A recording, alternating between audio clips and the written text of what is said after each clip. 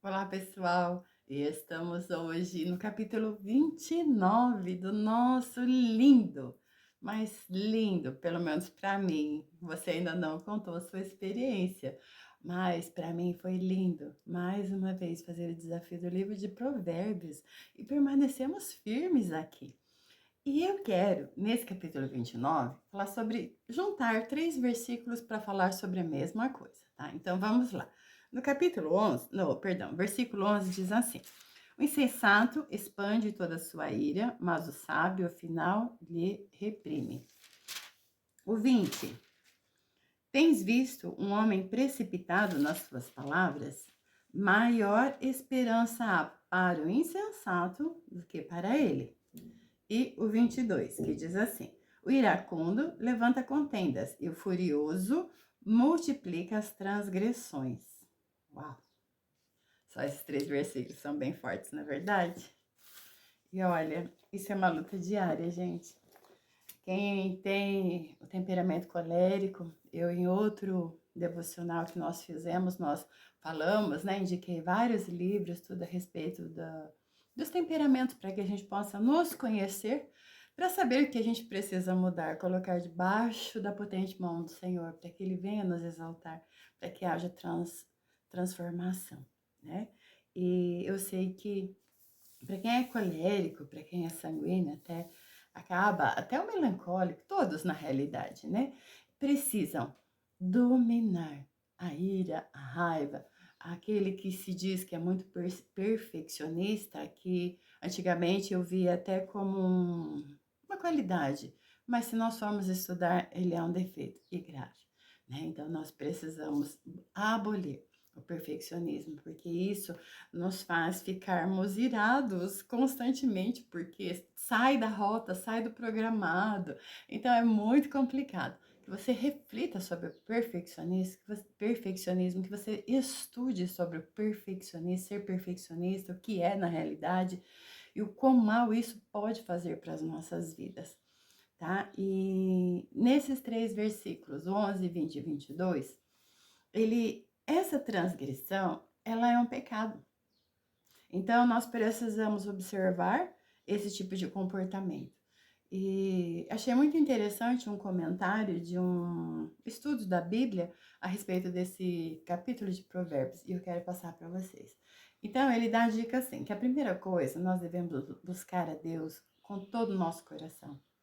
Nós não podemos nos esquecer que a nossa vida em Deus é de relacionamento, com amor e honra em tudo.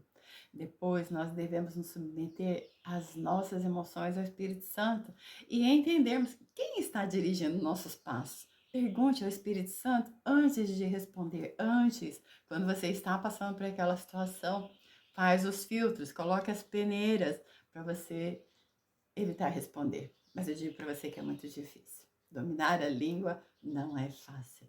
Então, e peça ao Espírito Santo como se deve responder, como se deve se portar, como se deve agir. Olha o exemplo que Jesus deixou. Ele já passou por tudo isso. Então, se você quer saber como Jesus venceu isso, leia nos evangelhos. Ali tem as pinceladas, porque a vida dele não caberia em livros, né? Então, ali tem pinceladas do que ele viveu aqui. E são pontos importantes que foram registrados para que a gente aprenda. Terceiro, encher a nossa mente do que é bom. Nosso coração, ele é instruído pelo que entra primeiro pela nossa mente. Então, seleciona o que você escuta, o que você vê, aquilo que você está ouvindo é muito importante. Comece a selecionar e seja seletivo. E eu quero deixar também essa observação que ele faz a respeito do tolo, porque aqui é semelhante a um tolo. Então, o tolo, ele segue suas emoções, não a sua mente. Um tolo é escravo de seus pensamentos e sentimentos. Provérbios 29, 11, que foi o que a gente leu. Um homem sábio não se deixará guiar por seus impulsos. Ele está mantendo a sua mente sob controle e ele está mantendo a calma. É por isso que ele não deseja, perdão, ele não desfoca tudo o que ele pensa, mas ele espera o momento certo. Não é que a gente vai deixar para lá, que não vai ligar, que não vai responder. Não, é ter sabedoria para agir no momento certo, ter autocontrole de nós mesmos, né? Então, através do Espírito Santo, não pela nossa força, mas pelo Espírito Santo. A tolice não tem vida guiada pelo Espírito, mas o sábio tem. Um homem de temperamento explosivo é uma presa de suas emoções e desejos. Então, é por isso que nós precisamos estar atentos. Nós estamos presos em emoções e desejos. Por isso que nós precisamos nos livrar disso. Porque nós estamos ali presos em emoções, por isso que precisamos desconcentrar, por isso a importância de focarmos e termos uma vida guiada pelo Espírito Santo. Isso fala de egoísmo e aqui o mais importante, né, que quando fala no versículo que ele não se importa, a consequência inevitável é que ele abunda em transgressões. Então, contra o próximo, como contra Deus. Quando nós nos iramos, lá no 22 fala sobre isso, se assemelha a um orgulho, essa ira. Então, nós precisamos realmente, a raiva ou a ira é uma característica de Deus, que ele exerce de maneira perfeitamente justa. Qualquer pessoa teimosamente zangada acredita que está acima de todas as formas de crítica. Então, ao fazermos isso, nós tomamos muitas vezes o lugar de Deus. E temos que tomar cuidado, porque Deus, ele já faz o julgamento, já está acontecendo sobre a terra.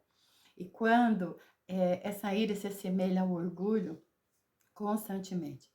Provérbios 29, 23 a 25 diz lá, né, que Deus, em Salmo também, Salmo você pode observar claro, 147, 6, Deus exalta humilde e abate o soberbo.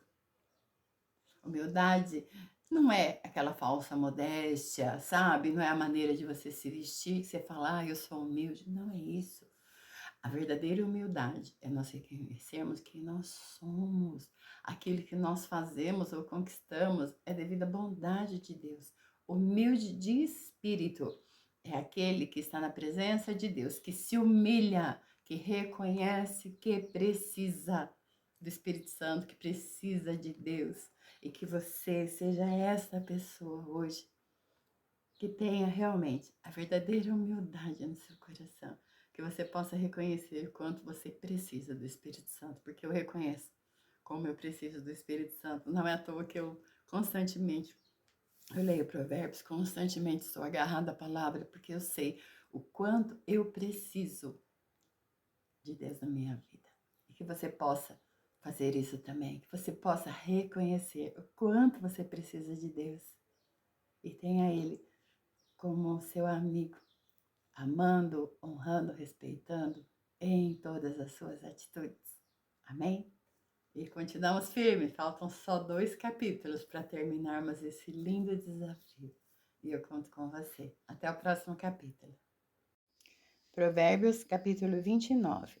O homem que muitas vezes repreendido endurece a cerviz, será quebrantado de repente sem que haja cura. Quando se multiplicam os justos, o povo se alegra, quando porém domina o perverso, o povo suspira.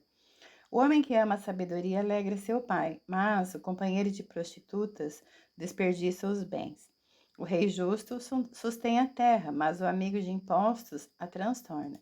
O homem que lisonjeia a seu próximo arma-lhe uma rede aos passos. Na transgressão do homem mau há laço, mas o justo canta e se regozija. Informa-se o justo da causa dos pobres, mas o perverso de nada disso quer saber. Os homens escarnecedores alvoroçam a cidade, mas os sábios desviam a ira. Se o homem sábio discute com o insensato, quer este se encolerize, quer se ria, não haverá fim. Os sanguinários aborrecem o íntegro, ao passo que, quanto aos retos, procuram tirar-lhes a vida. O insensato expande toda a sua ira, mas o sábio, afinal, lhe reprime. Se o governador dá atenção a palavras mentirosas, virão a ser perversos todos os seus servos. O pobre e o seu opressor se encontram, mas é o Senhor quem dá luz aos olhos de ambos. O rei que julga os pobres com equidade firmará o seu trono para sempre. A vara e a disciplina dão sabedoria, mas a criança entregue a si mesma vem a envergonhar a sua mãe. Quando os perversos se multiplicam, multiplicam-se as transgressões, mas os justos verão a ruína deles. Corrige o teu filho e te dará descanso, dará delícias à tua alma. Não havendo profecia, o povo se corrompe, mas o que guarda a lei é feliz. O servo não se emendará com palavras, porque ainda que entenda, não obedecerá. Tem vistos um homem precipitado nas suas palavras? Maior esperança há para o insensato do que para ele. Se alguém amimar o escravo desde a infância, por fim, ele quererá ser filho. O iracundo levanta contendas e o furioso multiplica as transgressões. A soberba do homem o abaterá, mas o humilde de espírito obterá honra. O que tem parte com o ladrão aborrece a própria alma. Ouve as maldições e nada denuncia. Quem teme ao Senhor arma ciladas, mas o que confia no Senhor está seguro. Muitos buscam o favor daquele que governa, mas para o homem a justiça vem do Senhor. Para o justo, o iníquo é a abominação, e o reto no seu caminho é a abominação ao perverso.